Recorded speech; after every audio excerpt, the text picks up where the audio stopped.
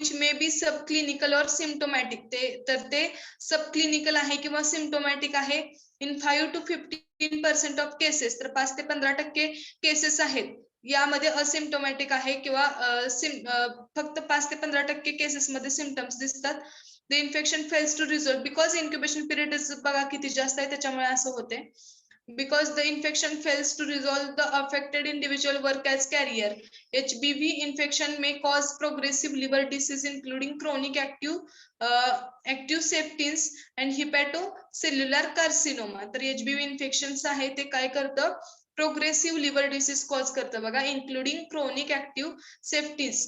तर chronic active sepsis form करून and hepatocellular carcinoma cause करून. This is clinical presentation. Understood? All classical symptoms of jaundice including lack of generalized weakness, yellow coloration of eyes and skin are observed. Generally काय काय आहे याचं classical symptoms काय काय बघा जॉन्डाईस आहे, लॅक ऑफ जनरलाइज्ड विकनेस आहे, विकनेस येतो किंवा आईज आणि स्किनचा कलर येलो होतो. हे एक स्पेसिफिक आहे बघा HBV व्हायरस हेपॅटिटिस व्हायरसचे इन्फेक्शनचं symptoms. Okay then role of pharmacist in education and prevention. तर फार्मासिस्टचा रोल काय एज्युकेशन आणि प्रिव्हेन्शनचा या HBVच्या प्रिव्हेन्शन मध्ये बघा vaccine is available as an intramuscular injection. तर वॅक्सिन ही कशी अवेलेबल असते इंट्रामस्क्युलर इंजेक्शनच्या स्वरूपात. Each ml of vaccine contains milli micrograms of hepatitis. तर एवढं असतं बघा मिली मायक्रोग्राम्स ऑफ हिपॅटिटिस असते each ml मध्ये. Hepatitis surface antigen formulated in alum adjuvant immunity for 3 to 5 years. तर एकदा जर इंजेक्ट केली हे वॅक्सिन तर 3 ते 5 वर्षांपर्यंत काय होतं इम्युनिटी प्रोव्हाइड केली जाते बघा त्या वॅक्सिनद्वारे. It is advise that all blood donor should be screened for HBV. तर जनरली बघितलं आपण मोड ऑफ ट्रान्समिशन कसा आहे याचा पॅरेंट्रल मीन्स काय ब्लड मधून किंवा इंजेक्ट मधून. तर जे की ब्लड डोनेट केलेलं असतं बघा ट्रान्सफ्युजन साठी, ट्रान्सफ्युजन मीन्स देण्यासाठी. ओके ब्लड बँक वगैरे असतात किंवा एखाद्या पेशंट मध्ये ब्लड कमी आहे तर त्यांना रक्त चढवलं जातं तर ते कुठं ब्लड बँक मध्ये काही लोक डोनेट करतात रक्तदान करतात. तर रक्तदान करताना लोकांनी लक्षात ठेवायला पाहिजे किंवा स्क्रीनिंग करायला पाहिजे, डिटेक्ट करायला पाहिजे की HBVचे इन्फेक्शन आहे का नाही. ओके जर असेल तर ते असंच ट्रान्समिट होत जाईल. Okay carrier should not to donate share blood, razors और toothbrushes use barrier methods of contraception. हे सगळे रोल ऑफ फार्मासिस्ट आहे education prevention of that HBV. Here we completed 2 points in our next beat. Recent beat कुठला आहे intestinal disease मध्ये पोलिओमायलाइटिस आणि हिपॅटिटिस. 2 important disease complete केलेत आपण आज. समजलं? Yes, ma'am. Yes, ma'am. कोणाला काही प्रॉब्लेम आहे अजून? कोलरा आपण नेक्स्ट लेक्चरला घेऊया. समजले का? असेल तर विचारू शकतात. तर समजलं सगळ्यांना? Yes, ma'am. Yes, ma'am. Okay तर अजून सगळे होताना 53. ओके लेफ्ट नाही कोण झालं. ओके देन अजून काय प्रॉब्लेम आहे कोणाला सांगू शकता फास्ट. स्कॉलरशिपचं काय झालं? हा बोला. ऑफलाईन कॉलेज कधी स्टार्ट होणार आहे? तुम्ही सरांना कॉल केला होता का? मला कोणाचा जर कॉल आला होता पाटील सरांना कॉल केला होता मे बी कोणीतरी. तर ते थोडासा काहीतरी हॉस्टेलचा इश्यू आहे. ओके हॉस्टेल झालं मंडे पासून वगैरे चालू होईल बघा. तुम्ही तुमचे वॅक्सिनेशन वगैरे कम्प्लीट करून घ्या तोपर्यंत. युनिव्हर्सल पास सगळे काढून घ्या. Okay okay ma'am. सर बघा कोण आहे स्कॉलरशिपचं फॉर्म भरायचं राहिलंय त्यांनी भरून घ्या बघा. लास्ट डेट आलेली आहे. परत ते तुम्हीच रिस्पॉन्सिबल असाल. ओके आजच्या आज भरून घ्या राहिलेले स्टुडंट. लक्षात येते? Yes ma'am. ओके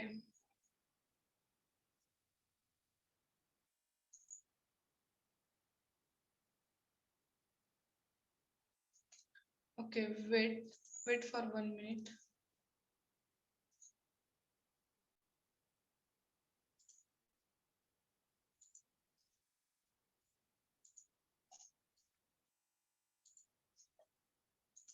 सगळ्यांनी काय असतील तुमचे सर्व्हर वगैरे बंद असेल तर ते आजच्या आज भरून घ्यायचंय बघा, इम्पॉर्टंट आहे. ओके, परत तुम्ही म्हणला जरी की स्कॉलरशिपचं नाही असं झाले वगैरे, पण काही फायदा नाही होणार परत डेट निघून गेल्यानंतर बघा. त्यामुळे आता सांगते भरून घ्या सगळ्यांनी. चला, जाधव रुक्मिणी भरला का हो तुम्ही form? Jadhav Rukmini, are you there? Jadhav Rukmini, are you there? Okay, she is not there. Then खरंच कोमल भरला तुम्ही? येस मॅम भरलं. मला सेंड केलं का सगळं? हो केले. Okay, weight.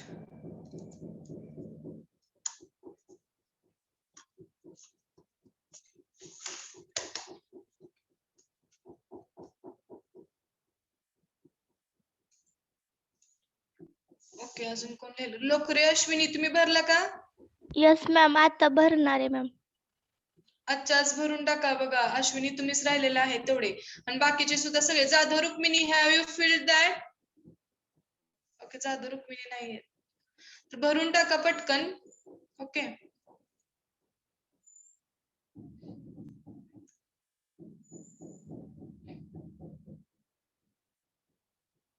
ओके भरा. बाकीचे पण कोण राहिले असतील त्यांनी भरून पटकन फॉर्म रिस्पेक्टिव्ह टीचरला अप्रोच करा. ओके, स्वतःहून कॉल करून सांगा मॅडम आम्ही फॉर्म भरलेला आहे असं. ओके, लास्ट डेट येत आहे, भरून टाका फॉर्म. अजून काही इश्यूज असतील तरी सांगा तुमचे. ग्रुपवर व्हिडिओ पाठवलेत बघा कालच्या प्रॅक्टिकलचे, बघून टाका. ओके, बघून घ्या. काही प्रॉब्लेम असेल तर अजून डिस्कस करूयात आपण. ओके, स्टडी करा. एक्झाम ऑफलाईन आहे तुमची. ओके, परत तुम्ही असंच बसाल ऑनलाईन म्हणत, पण तसं होत नसते. त्यामुळे आतापासून स्टडी करा. लक्षात आलं का? एक्झाम तुमची फायनल एक्झाम ऑफलाईनच आहे. ओके, मॅन्युअली पेपर द्यायचे, 4 MCQ सोडवायचे नाहीत तुम्हाला, लिहायचं आहे. जसे की आपला एक्झाम पॅटर्न आहे तसेच क्वेश्चन असणार आहेत तुम्हाला. सगळं थेरॉटिकल लिहायचं आहे. त्याच्यासाठी असाइनमेंट लिहा, PPP लिहा, अभ्यास करा. ओके, समजलं? Yes ma'am. ओके, चला मग स्टॉप करूयात का आपण इथं? Yes ma'am. स्टॉप करूया. उद्या काही प्रॉब्लेम असतील तरी सांगा तुमचे. I think 53 are present. Okay, तर नेक्स्ट लेक्चरला आपण नेक्स्ट पार्ट डिस्कस करूया. काही तुमचे इश्यूज असतील तरी सांगा. Okay, thank you all of you. Okay, we will stop here. Thanks. You also live.